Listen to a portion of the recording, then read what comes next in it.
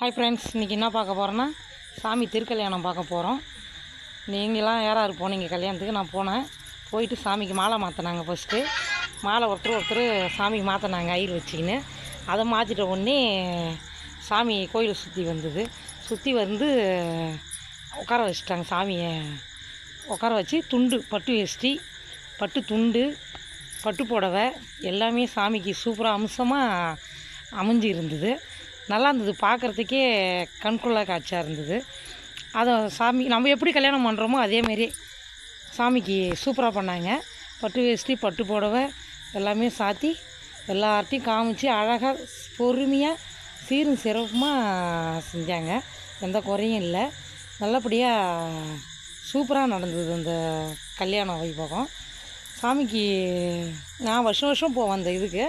ஆனால் இந்த வாட்டியும் கும்பல், நல்லா கும்பல், பரவாயில்ல. முருகர் பக்தர்கள் நிறையா பேர் இருக்கிறாங்க. ரொம்ப எனக்கு திருப்தியாக இருந்தது. இந்த வீடியோ மீதி பேலன்ஸ் வீடியோ, கல்யாண வீடியோவை அடுத்த வீடியோவில் போடுறேன். இதை நீங்கள் பார்த்து, நான் பார்த்தேன், நீங்களும் பார்த்து மகிழ்ச்சியாக சந்தோஷமாக இருக்குது. எனக்கு நீங்களும் சந்தோஷம் இது பண்ணிக்கிங்க. அப்படின்ட்டேன் நீட்டாக போகுதுடி. அதில் பேசின வரைக்கும் இது பண்ணிக்கலாம். கட் பண்ணிக்கலாம்ல? இது கல்யாணத்து வரைக்கும் நீட்டாக போகுது போல. இதில் கல்யாணம் அடிக்கல, அந்த தாலி தேங்காயில் வைப்பாங்கம்மா, அது எடுக்கணும். இதை கட் பண்ணிட்டு அதுக்கப்புறமா அதை இது பண்ணி விடுவோம்.